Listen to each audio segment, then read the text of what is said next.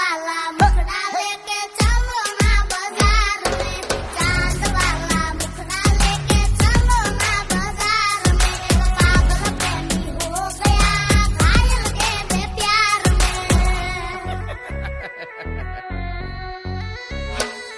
अरे मेकअप वाला मुखड़ा लेके ना चलो बाजार में, मेकअप वाला मुखड़ा लेके ना चलो बाजार में। एक पागल प्रेमी हो गया घायल